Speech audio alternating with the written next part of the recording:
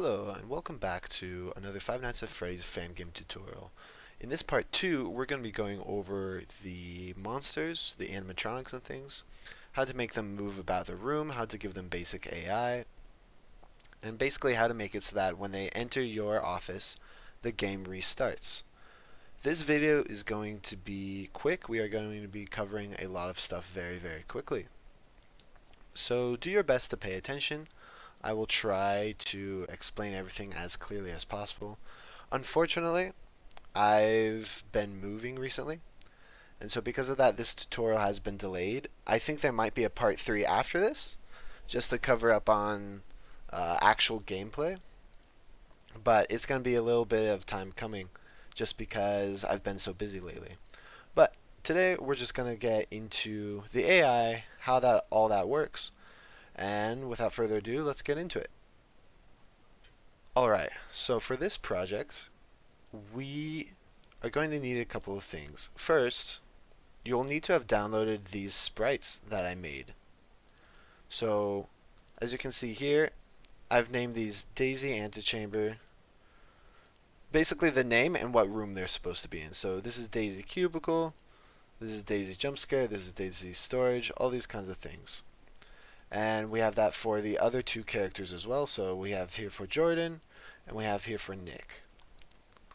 So basically what's going to happen is in our room, this is our room here, this sprite, you don't have to do this, but just to illustrate my point, this sprite is made in such a way that if you draw it at 0, 0 in the room, then it'll be drawn in the perfect position.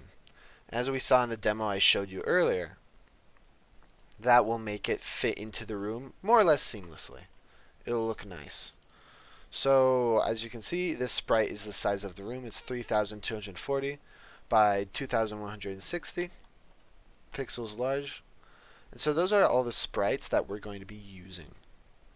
For objects, go ahead and right click in objects and create a new object and call it obj_AI. In our game, we're going to want to make sure that we click on this AI object and we drag it into our room, just like that. So, what are we going to put in as code here? Well, first, let's talk about the method of how we're going to do this. So, we could create 3 objects, each to represent their own character, and that would be just fine. However, the AI isn't actually that intense. All it really is something that needs to check. It needs to hold data for what room it's in, and needs to hold data for when it's going to change rooms, and then it needs to decide which room it's going to change into. So for that, that's really simple. And so I'm just going to use a couple of structs, and we're going to put them all in one object so that all the AI, all the characters, are all running out of the same object. And so we're going to use more structs to do that. So as you can see here, for each character, I have the character, I have the name, and this is a string here. So that's a string file of just Nick's name. We have their position, and we're going to start them in position. So position is going to be the rooms in the game. So if we go here to game, if you remember from part 1, we created all these structs that represents the rooms, right? Well, we can go ahead and use these structs as the room that the character is in. So if we go here to obj_AI, because storage room, the storage room struct variable is set up in the game, we're going to do obj_game dot to access the variable in the game object, and storage room. So that's when they start out, when the game runs. Move alarm is 0. Basically, this variable is going to hold on to when the character moves. Active is true. Basically, if we want to change the difficulty of the game, we could set this equal to false, and this character would never move. It would just stay still. XX is 0. So basically this is going to be the X position to draw the character at. I'll go into more detail what that is later. And then dir, which is short for direction, and I'll go more into that later. So as you can see, we've done the same for the others. Jordan also starts in the storage room, also has a move alarm, is also active, and so on and so forth. Same for Daisy, so on and so forth.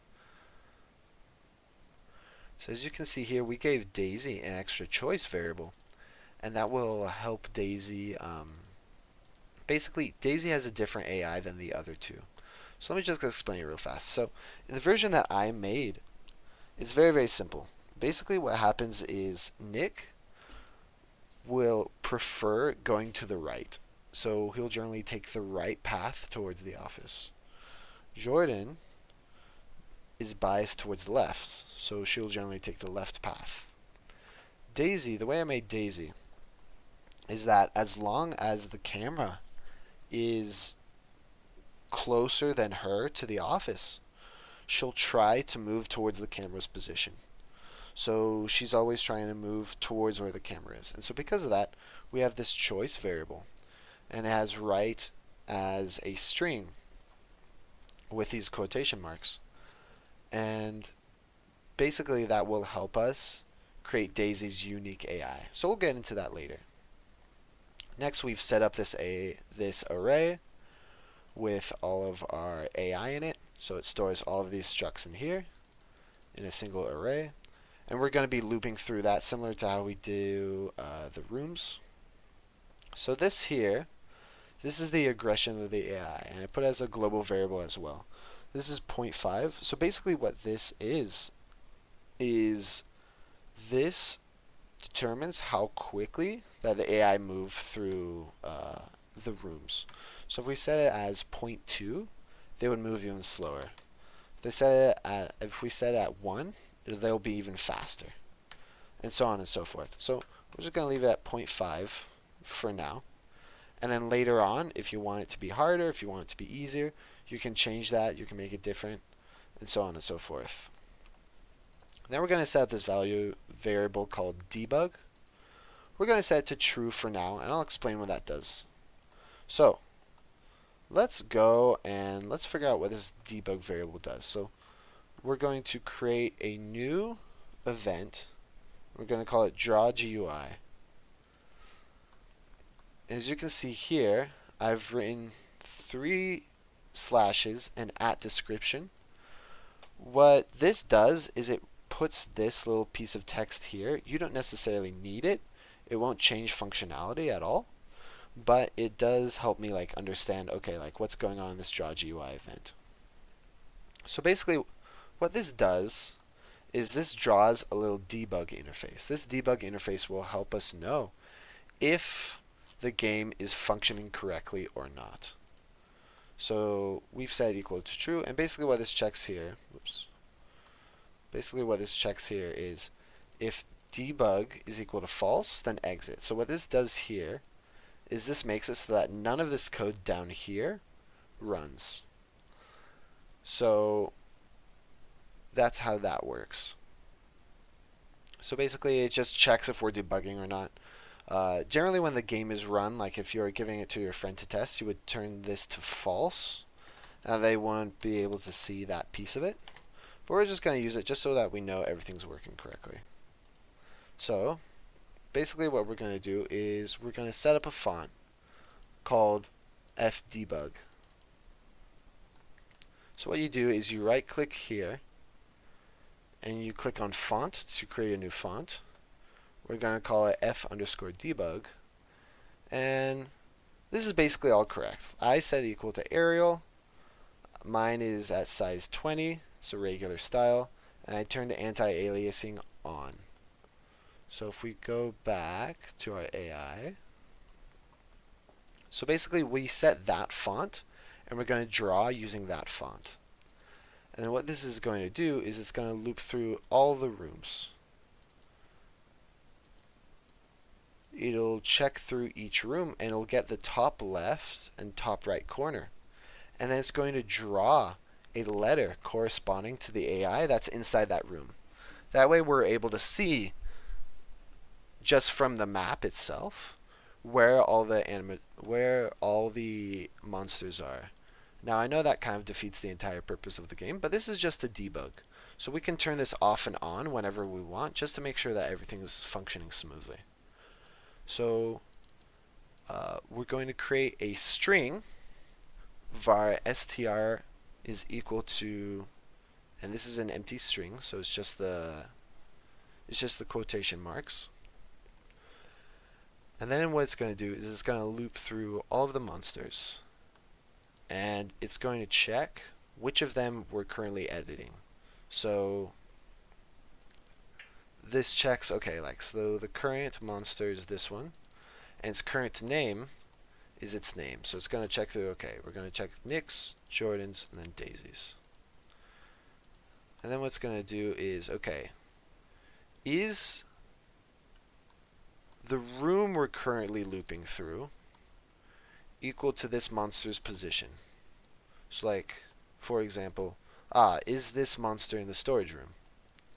If it is, then it takes this string and adds an N to it if Nick's in it, adds a J to it if Jordan's in it, adds a D if Daisy's in it, adds a W if Wilson is in it, which we won't worry about right now, so we can just delete that line. Wilson we're not currently using. And then we're going to set the color to orange, and in the top left corner of our button object on our map, we're going to draw in orange this string that we just made. So basically, if Nick, Jordan, and Daisy are all in the room, this string is going to be equal to N space J space D space, and it's going to draw them all to that position in the room. And that way we'll be able to see just from our map where everything is. So we play this, we should be able to see, as you can see here, N, J, and D, they're all in the storage room, and so on and so forth. And if they ever move, well, then we can see that as well. Now you won't see them move because we haven't covered that part yet. So without further ado, let's do that part. So as you can see in step, we're going to loop through the array of all the monsters again, and we're going to edit them individually. So as you can see here, the current monster we're editing, we get the current monster we're editing, and we get their name, just so that we can loop through them easier. And then we also set up this choice variable. So we do things individually with each one. So as you can see, this is all code that runs for Nick's struct, Nick's AI. So first, it checks if Nick is active. If he's not active, then none of this code will run. And basically what that means is he won't move at all. Next, we go to the move alarm variable, and we're adding in either 0 or 1. So basically this will pick a random number between 0 and 1 and add it into Nick's move alarm. And when Nick's move alarm is greater than 100, then he'll try to move. As we can see, we also multiply it by aggression. So obviously if aggression is 0.5, then Nick will move slower. If aggression is 1, Nick will move faster, and so on and so forth. So the antechamber has special rules. Basically what happens is when a monster enters the antechamber, they'll scoot left and right and move around a little bit, as if trying to decide which hallway to go into. So something about the way I set it up, I decided to make my own twist on the Five Nights at Freddy's mechanics. As you can see, you might have noticed this from the last tutorial, but there's no art and there's no clicking on the right and left hall. In order to figure out where the characters are, you'll have to pay attention to where they move inside the play space, and then guess where they enter from. So they can enter from here. If they're here, they will probably enter into the right hall. If they're in here, they might have a chance of entering into either one. And generally, as you can see here with Daisy, she's moving slowly across the screen. And whichever side that she ends up on is the hallway that she'll end up in. So she probably went to the right hall. So what we're going to do for the antechamber, so that all the AI do what Daisy just did, is first we'll check if Nick is in the antechamber. So is Nick in the antechamber? If he is, then you're going to change Nick's X by 5. So basically what this does is it takes Nick and it's like, okay, your direction is 1, your XX is 0. So we're going to add 5 times Nick's direction to your XX. And basically, if you get a certain range away from the center of the room, like if your XX ends up being over 1200 or less than negative 1200, then we're going to multiply dir by -1. So that means is it literally just flips the direction Nick is wandering in. So it goes left and right, left and right. And then, still in this code, when you're in the antechamber, this is what helps you pick a side. So if your move alarm has been filled up again, if it's therefore time for you to move, first of all, set the move alarm equal to 0. And then if you're on the left side of the room, go into the left hallway. So that, and if you're in the right side of the room, go to the right hallway. So here, let me explain this to you in the room itself. So if we, and this is just visual aid, you don't have to do this again. If we take Nick's sprite here, antechamber, so as you can see, it says that this sprite is currently at 0, 0. So when he goes, that's because the X and Y of this sprite is up here in the top left corner. So if we move him right slightly, as you can see, he's 320 pixels to the right. So this corner is 320 pixels right in the room. And if he's over here, then he's negative 800 pixels to the left. So what that means is that when Nick appears to the right, then his X will be greater than 0. And if when he appears to the left, his X will be less than 0. So that's how that decides that. Now, you might notice, like, what's this position equals Nick.position left? So we're going to look into that. But basically, after we're done with the AI, we're going to go back into the room and we're going to edit some of the room data. We're going to set up the connections. So as you can see, each room is going to have the left and right. Basically, what we're going to be doing is each room struct is going to get a new variable, and that will dictate, okay, from that room, what rooms are connected to that one. So as we can see here on our map, like, okay, the storage room is connected to the first and second cubicle. Second cubicle is connected to the fourth cubicle and the first cubicle. The first cubicle is connected to the third cubicle and the second cubicle, and so on.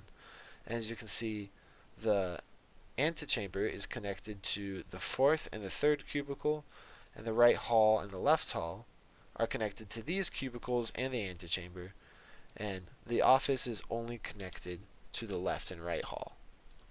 So we're going to set that up later, but basically this will essentially tell the AI which connection to use, the left or the right connection.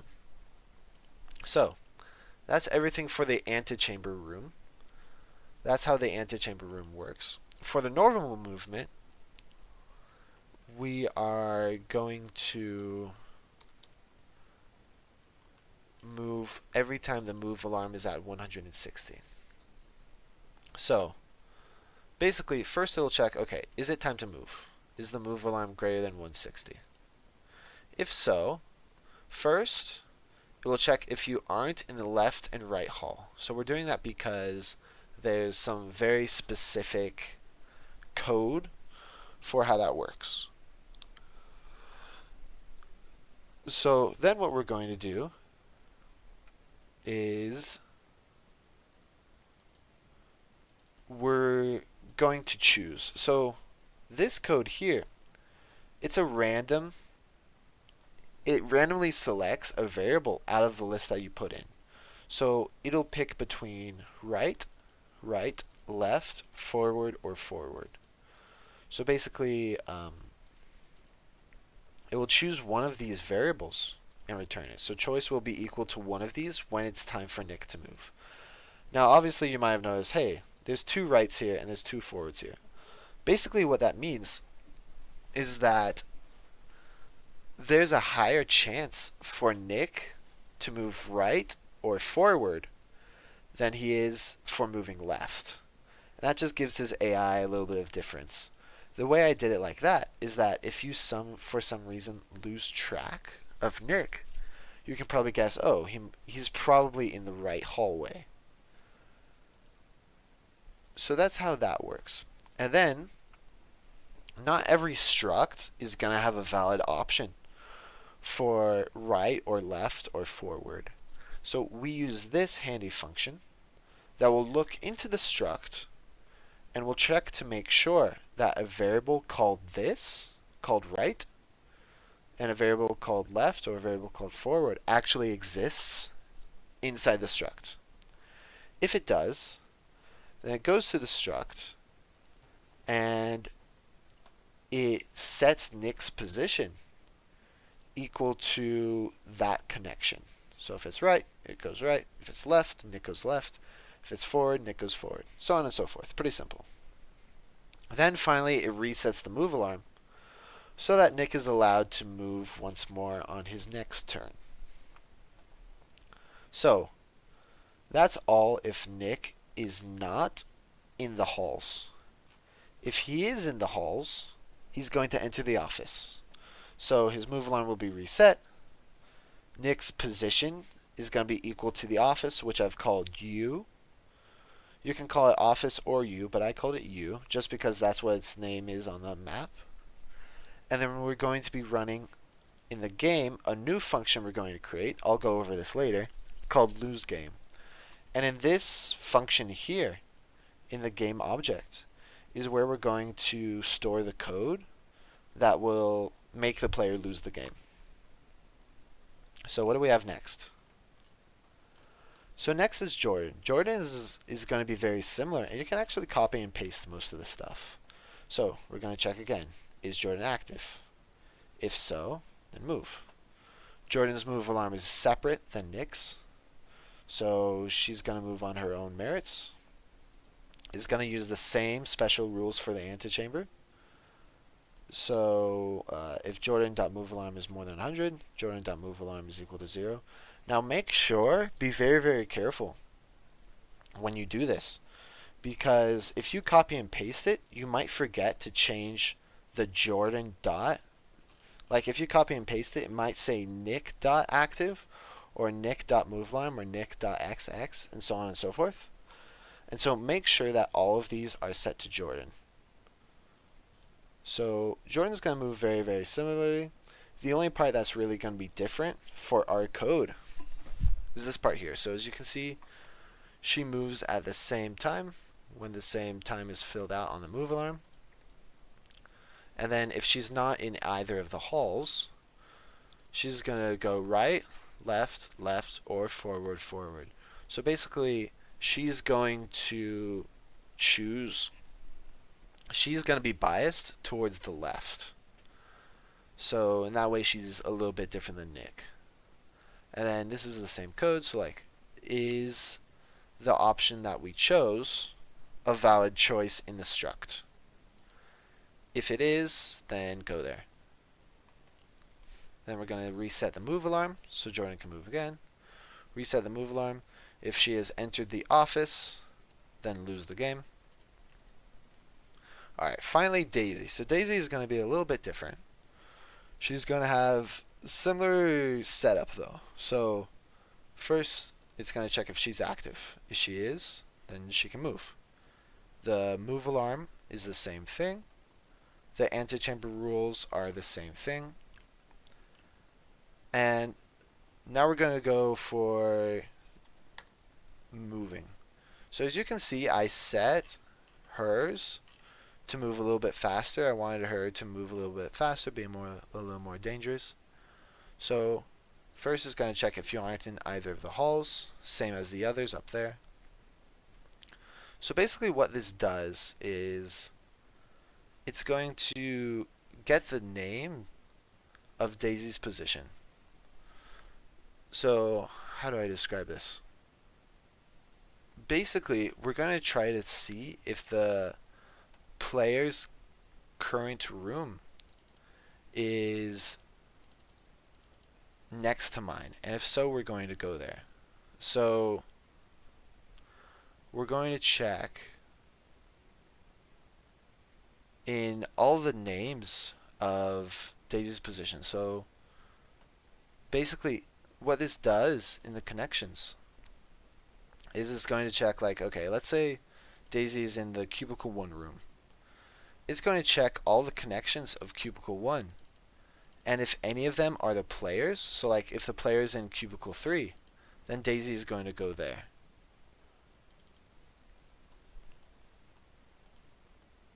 And so it'll loop through all of those and just kind of check. So this here is a special way of accessing a variable. You do have to use that in order for this code to function. But basically, if you don't want this AI to work that way, you don't have to. This is just an option that I had. So basically, her choice is going to be decided by where the player is. And then it's going to be the same, it'll work the same way. So if the variable exists, so like Daisy's position, if in Daisy's position struct, in the room struct, there is the choice option available to her, then she'll go there. Or she'll go right, she'll go left, she'll go forward, and so on and so forth. Otherwise, so this code here does is, if Daisy's choice wasn't valid, we still want to move her. What that means basically is that the camera is not next to Daisy's current position. So she's just going to move randomly in order to push forward towards the player. So she's going to choose right, left, or forward. All the options are equal. And what she's going to do is that she's going to make that choice on her next turn. So basically what that does is it checks if the player is nearby. If it is, then Daisy moves towards that point. If the player isn't right next to the room that Daisy is in, then Daisy is just going to choose a normal option. And then the next time she has a chance to move, she'll move. Then we reset Daisy's alarm. And if Daisy has entered the office, then Daisy's position is equal to the office, and you lose. Alright, perfect. So make sure that all these brackets are correct. You might have to like skim through the video again and make sure that all the brackets and all the breaks are in the correct space. They are very, very important, and so on and so forth. So that should be all the code that we need. So all of this code goes in the step event, all of the debug code in the draw GUI event, and all of this code in the create event. So hopefully I explained that well. Hopefully it makes a little bit of sense to you. Next, what we need to do is we've made some changes, and we need to make sure that all those changes are in the game object. So we're going to go back to our game object. Whoops. We're going to go back to the game object, and we're going to add a little bit of stuff. So as you can see, we're not going to change these at all. We could go in and do something like this. And I tried to do this when I first made this project. However, there's a weird problem with this, and the weird problem is this. Basically, this is trying to set a cubicle 1 room, but cubicle 1 room has not been set up yet. Cubicle 1 room is theoretically not existing yet because it's only created here. So if we tried to run this, the game would crash. So basically what we're going to do is we're going to set up every single struct of every single room, and then we're going to set up the connections. So these are the connections that I set up. It's very, very ugly. But basically how this works, so let's take the antechamber. So if we look in the game here, basically each room is going to have 3 options. It doesn't need every single one, but it needs to have some of them. So antechamber here, it has a left connection and has a right connection. So in this object's left, in this struct's left, so antechamber room, we're going to set up a new variable called left inside the antechamber with this dot. So antechamber dot left, and we're going to set it equal to left hall. So left hall, we also need to add a few new rooms. You can do the very, very bare bones on this. So these are the new rooms we need to add that we didn't have before. So we need a left hall, a right hall, and U, which is the office. Now, as you can see, these are literally empty structs. There's structs without anything in them. We don't have a sprite, and we don't need to click on them, so you don't have to put a top left or bottom right in. So we can just put the bare minimum in here. But as we can see, the left points to the left hall, and the right of the antechamber room points to the right hall. So storage room is going to have a left and a right as well. So it's going to be, that's going to be cubicle 1, and it's going to be, and the right for the storage room is cubicle 2. So when they're in the storage room, they can either go left or right, and that will lead them to the cubicle 1 room or the cubicle 2 room. The cubicle room is going to have a right and a forward. So they can either go to cubicle 2 or they can either go forward to cubicle 3. And we can see that on the connections map.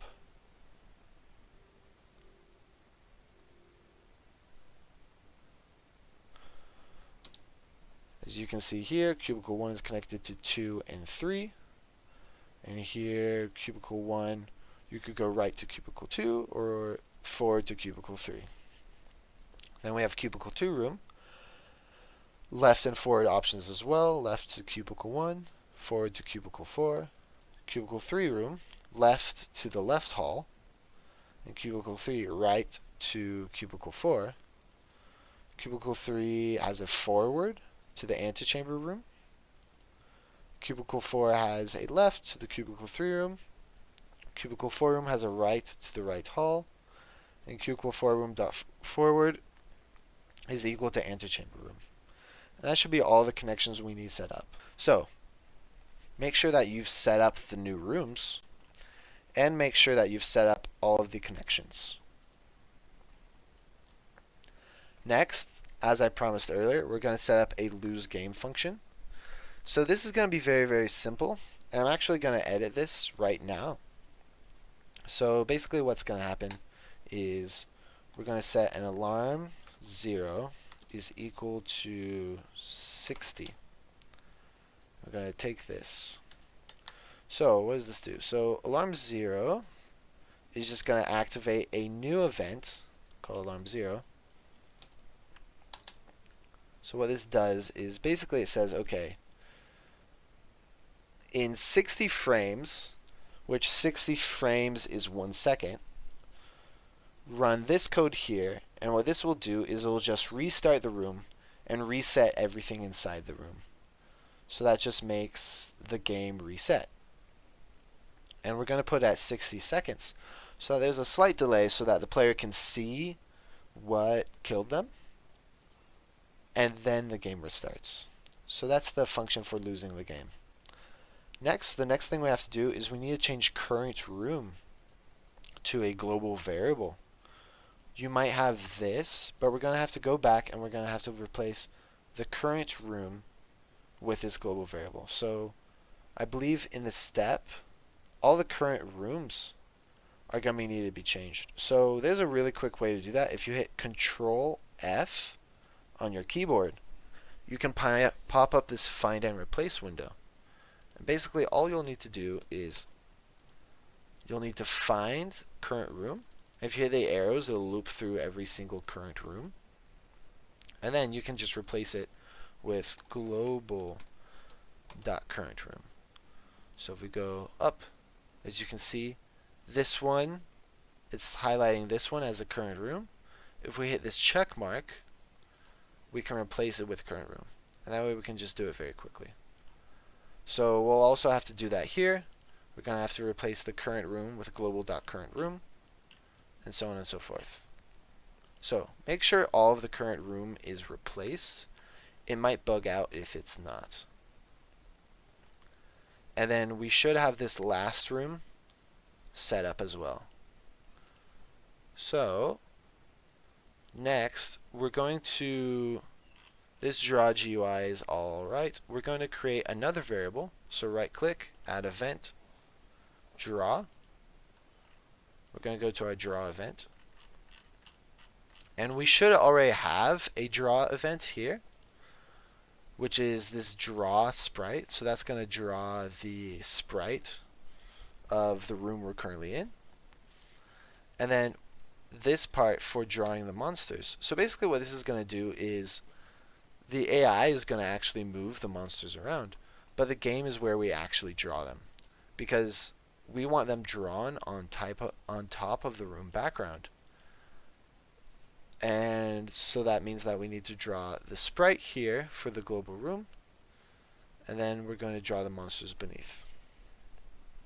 So the first thing we're going to do, and this will be a little strange, but we're going to get the mouse X and mouse Y, and I'll explain why later here. So basically what this does is it checks, okay, which room is the player in?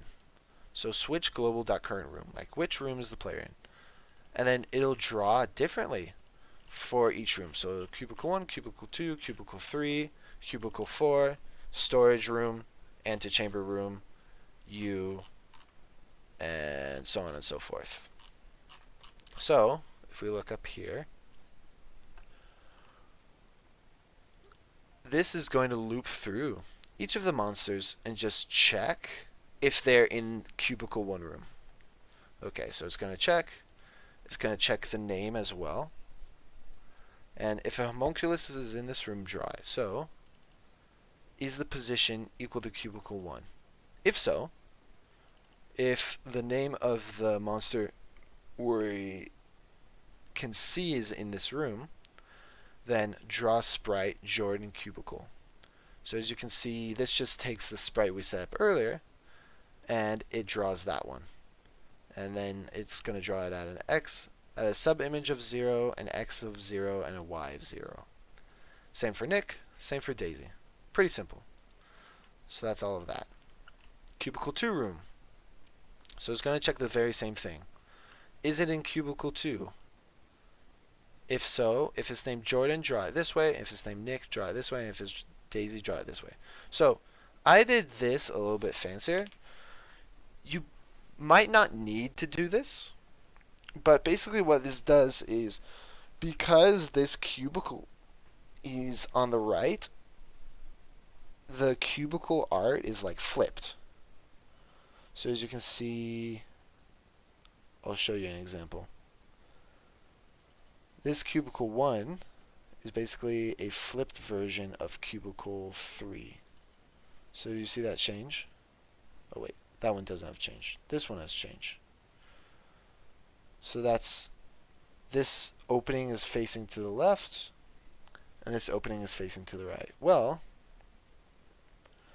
I want the characters to face the right way. So basically we're going to flip them around so that they're facing the opposite direction. So we're going to use the draw sprite ext, which allows us to set up even more things. So as you can see, we can set up the X, the Y. We can also set up the X scale and the Y scale, the rotation, the color, and the opacity of the sprite. So we're going to draw Jordan the cubicle again at subimage 0 as well. And then basically we're going to need to change the sprite by its width because we're going to be flipping it around. Now all the sprites are the same size, so I just did Nick cubicle for sprite get width. You can do that and it wouldn't change anything because all the sprites are the same width. Then what we're going to do, so y is equal to 0. We're going to flip it around. So basically what happens is, the reason we're doing this part is that when the sprite flips around, this part is going to be on this right side, and the x and y is going to be up here. So that means that the entire x and y of the character has changed. So because of that, we need to draw it as if we're drawing from the top right of the room instead of top left as we do normally. So let's go here. And basically what we're going to do, we're going to draw it from the top right of the room, which is basically what this says. We're going to draw it at an x scale of -1. We're going to draw it at a y scale of 1.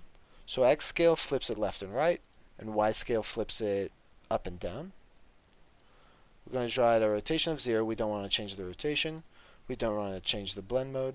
And we don't want to change the opacity. So we're going to do that for all three. Done, done, done. That's cubicle 2 done. Cubicle 3, literally the same as cubicle 1. Draw the sprite, 0, 0, etc., etc. All that good stuff done. Cubicle 4, literally the same as cubicle 2.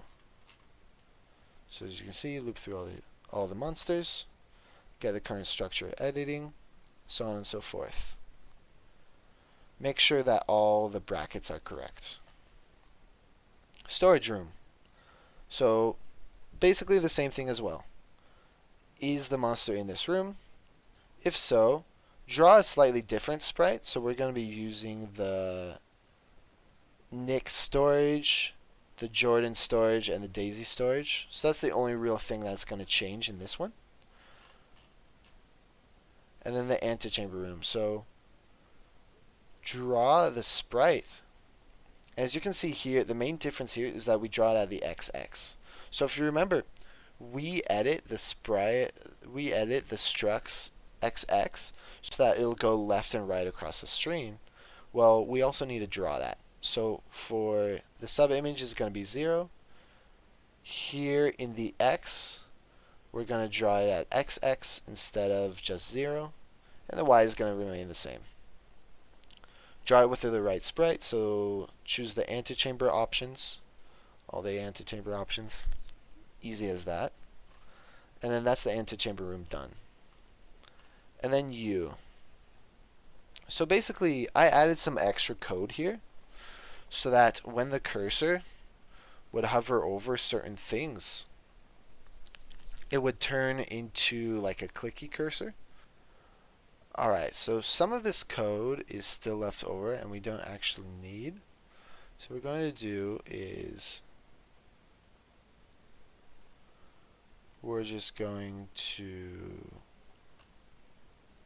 take this and remove it. So this part here is going to be for when we add the buttons to the side of the door. However, for now, we haven't added that.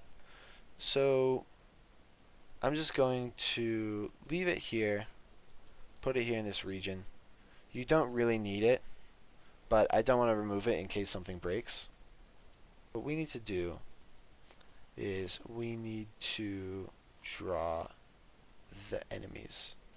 So this lost variable, basically what we're going to do is we're going to set up another variable here in the create event, and it's just going to be lost. So lost is false if the player hasn't lost the game yet. If they have lost the game, then loss is equal to true. So as you can see, set up this lost variable, set it to false if the player has lost. And then as soon as the player loses the game, this is set to true. So if we go into our draw, it's going to check, okay, has the player lost?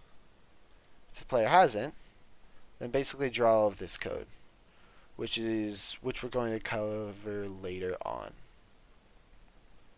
I know it's a lot of stuff. You could probably just delete it. I am not 100% sure if that will break. So, if you have not lost, then basically draw all of the stuff on the walls and all of the details and all of the HUD, all that kind of things.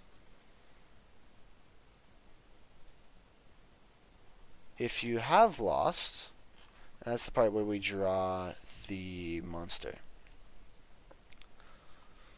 So basically, if you have lost, that means one of the enemies is in your office. So if we go here, it'll check if a monster is in the room with you. So it's going to check which monster is in the room with you. If it's Nick, you're going to draw the Nick jump scare. And what this does here, so we added in this jump scare shake amount, which is equal to 25. And this is random range. So basically what this will do is it'll pick a number between -25 and 25. And it'll draw this sprite at that X position. So that will mean that the sprite will shake slightly in front of you. Very scary kind of stuff. We do the same for Jordan. We do the same for Daisy. And something else you can add to switch statements like this is this code here. So this is default. And basically what that means is, okay, like if the name of the monster we're currently editing is not Nick, and it's not Jordan, and it's not Daisy, then this default code will run. And what I have here, my default, and this is like very standard for me, is just a show debug message that will run in our output down below.